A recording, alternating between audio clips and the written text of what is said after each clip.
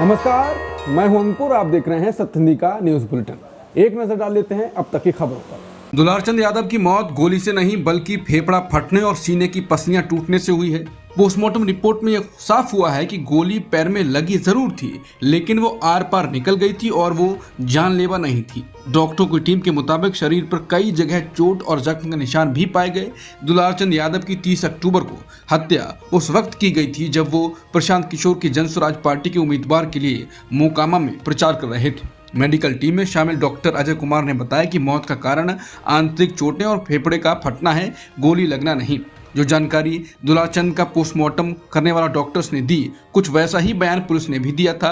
Police के मुताबिक मृतक को पहले पैर में गोली मारी गई और उसके बाद उन्हें वाहन से कुचल दिया गया। हालांकि अब मौत की असल वजह पोस्टमार्टम रिपोर्ट आने के बाद पता चल गई है। बिहार विधानसभा चुनाव के प्रचार के बीच मोकामा में हुई हिंसा को लेकर राजद नेता तेजस्वी यादव ने कड़ी निंदा की है। मोकामा में दो गुटों के बीच झड़प के दौरान जनस्वराज पार्टी के एक समर्थक की मौत हो गई थी। मीडिया से बात करते हुए तेजस्वी यादव ने कहा कि लोकतंत्र में हिंसा की कोई जगह नहीं है। उन्होंने प्रशासन और चुनाव आयोग से पूछा कि इतनी बड़ी घटना के बाद अब तक क्या कार्रवाई की गई। तेजस्वी ने कहा कि लोकतंत्र में हिंसा की कोई जगह नहीं होनी चाहिए। हैरानी की बात है कि 40 गाड़ियों का काफिला हथियारों के साथ कैसे घूम रहा था। चुनाव आयोग क्या कर रहा है, प्रशासन क्या कर रहा है, अब तक कार्रवाई क्यों नहीं हुई है। उन्होंने आरोप लगाया कि हत्या के गवाह मौजूद हैं, लेकिन प्रशासन चुप है और जांच शुरू नहीं हुई। तेजस्वी ने सवाल उठाया, आखिर इन गुंडों को बचाने वाला कौन है।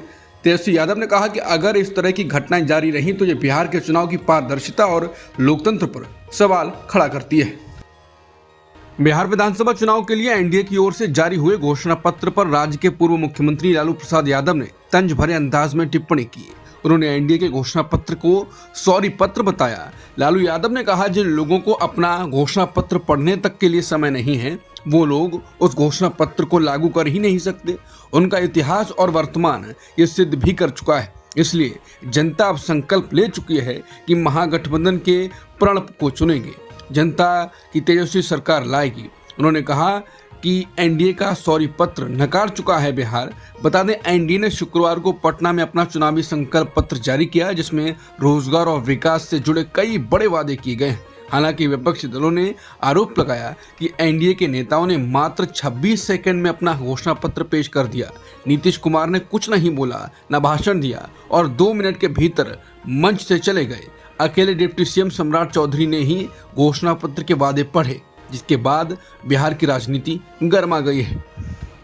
आरजेडी के राज्यसभा सांसद मनोज झा ने चुनाव आयोग को पत्र लिखकर बिहार सरकार पर आचार संहिता के उल्लंघन का आरोप लगाया। मनोज झा का कहना है कि मुख्यमंत्री महिला रोजगार योजना के तहत महिलाओं के खाते में 10-10 हजार रुपए की सीधी नकद ट्रांसफर 17, 24 और 31 अक्टूबर को की गई है, जबकि इस समय राज्य में चुनाव प्रक्रिया चल रही है। अपने पत्र में उन्होंने लिखा कि मैं औपचारिक शिकायत दर्ज कर रहा हूं कि बिहार सरकार ने चुनाव आचार संहिता का खुला उल्लंघन किया है। वोट से ठीक पहले सरकारी पैसे का सीधा वितरण चुनाव को प्रभावित करने की कोशिश है। मनोज झा ने यह भी बताया कि अगली किस्त 7 नवंबर को जारी करने की तैयारी है, यानी दूसरे चरण के मतदान से सिर्फ 4 दिन पहले। उन्होंने चुनाव आयोग से मांग की है कि इस पूरे मामले की तुरंत जांच की जाए और सरकार को ऐसी किसी भी अगली किस्त जारी करने से रोका जाए ताकि चुनाव प्रक्रिया निष्पक्ष रह सके। केरल के मुख्यमंत्री पिनाराई विजयन ने शनिवार को विधानसभा के विशेष सत्र में राज्य को अत्यधिक गरीबी से मुक्त यानी एक्सट्रीम पॉवर्टी फ्री घोषित किया। इस घोषणा के साथ केरल देश का पहला राज्य बन गया जिसने ऐसा ऐलान किया है। हालांकि विपक्षी यूनाइटेड डेमोक्रेटिक फ्रंट यानी यूडीएफ ने इस सत्र से वॉकआउट कर दिया। विपक्ष ने सवाल उठाया कि सिर्फ मुख्यमंत्री के बयान के लिए विशेष सत्र बुलाना संसदीय प्रक्रिया के खिलाफ है। विपक्ष के नेता वीडी सतीशन ने इस घोषणा को खोखली घोषणा बताया। चुनाव आयोग की कार्यप्रणाली पर सवाल उठाते हुए विपक्षी दलों ने आज 1 नवंबर को संयुक्त विरोध मार्च निकालने का ऐलान किया है। इस मार्च में शिवसेना, यूबीटी, मनसे, राष्ट्रवादी कांग्रेस पार्टी, शरद पवार गुट, कांग्रेस और कई अन्य विपक्षी दल शामिल होंगे। विरोध मार्च आज दोपहर 1 बजे शुरू होगा। हालांकि मुंबई पुलिस ने इस प्रदर्शन की अनुमति नहीं दी है, लेकिन विपक्षी नेताओं ने साफ कहा है कि वो योजना के मुताबिक मार्च निकालेंगे। पुलिस को सुबह से ही दक्षिण मुंबई के प्रमुख मार्गों पर तनाव की आशंका है। मार्च मेट्रो सिनेमा से शुरू होकर महापालिका मार्ग से होते हुए आजाद मैदान तक जाएगा। सुरक्षा के लिए 350 पुलिसकर्मी, 70 अधिकारी और राज्य रिजर्व पुलिस बल यानी एसआरपीएफ की 4 पलटनें तैनात की गई हैं। अधिकारियों का कहना है कि किसी भी स्थिति से निपटने के लिए सुरक्षा व्यवस्था कड़ी कर दी गई है। राष्ट्रीय सुरक्षा सलाहकार NSA अजीत डोभाल ने कहा है कि बांग्लादेश, नेपाल और श्रीलंका में सरकारों को गिरने की सबसे बड़ी वजह खराब शासन यानी पुअर गवर्नेंस रही है। राष्ट्रीय एकता दिवस के मौके पर सरदार पटेल मेमोरियल लेक्चर देते हुए डोभाल ने कहा कि अच्छा शासन किसी भी देश की एकता और स्थिरता की बुनियाद होता है। उन्होंने कहा कि किसी भी देश या साम्राज्य का उत्थान और पतन उसकी गवर्नेंस की गुणवत्ता पर निर्भर करता है। इतिहास गवाह है कि महान साम्राज्य, राजशाही या लोकतंत्र सबकी सफलता या असफलता का कारण उनके शासन का तरीका ही रहा है। अजीत डोभाल ने हाल के वर्षों में भारत के पड़ोसी देशों में हुए गैर संवैधानिक शासन परिवर्तन का जिक्र किया और कहा कि बांग्लादेश, श्रीलंका और नेपाल में जो बदलाव हुए वो खराब गवर्नेंस के नतीजे हैं। आंध्र प्रदेश के श्रीकाकुलम जिले के काशीबुग्गा स्थित वेंकटेश्वर स्वामी मंदिर में एक दर्दनाक हादसा हुआ। एकादशी के मौके पर भारी भीड़ के दौरान भगदड़ मच गई, जिसमें 9 लोगों की मौत हो गई। घटना के दौरान सैकड़ों श्रद्धालु, ज्यादातर महिलाएं, पूजा की थालियां लेकर सीढ़ियों पर फंस गईं। हादसे के बाद मंदिर परिसर में अफरा तफरी मच गई। पुलिस ने मौके पर पहुंचकर हालात काबू में किए। मुख्यमंत्री चंद्रबाबू नायडू ने इस घटना पर गहरा दुख जताया और कहा कि श्रद्धालुओं की मौत बेहद दिल दहला देने वाली है। रक्षा मंत्री राजनाथ सिंह ने शनिवार को मलेशिया के कुआलालंपुर में ASEAN defence ministers meeting plus में हिस्सा लिया।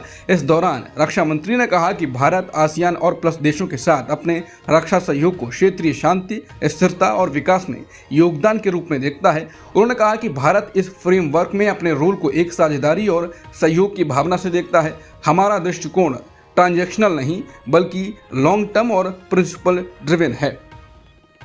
पाकिस्तान ने करीब 20 दिन बाद अफगानिस्तान के साथ लगी तोरखम सीमा को दोबारा खोल दिया है। यह कदम खासतौर पर उन अफगान शरणार्थियों के लिए उठाया गया है जो संघर्ष के दौरान पाकिस्तान में फंस गए थे। अधिकारियों के मुताबिक केवल उन्हीं लोगों को पार करने की अनुमति दी जा रही है जो सीमा बंद होने से रुके हुए थे। ये शरणार्थी जमरूद और अजाखेल इलाकों में रह रहे थे, जहां उन्हें स्थानीय लोगों की मदद से खाना और इलाज मिल रहा था।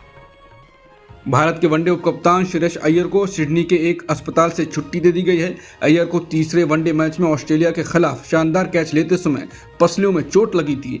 बीसीसीआई ने बताया कि अय्यर की स्थिति अब स्थिर है और वो धीरे धीरे स्वस्थ हो रहे हैं। अब तक की खबरों में इतना ही। बाकी खबरों के लिए बने रहिए सत्य हिंदी के साथ।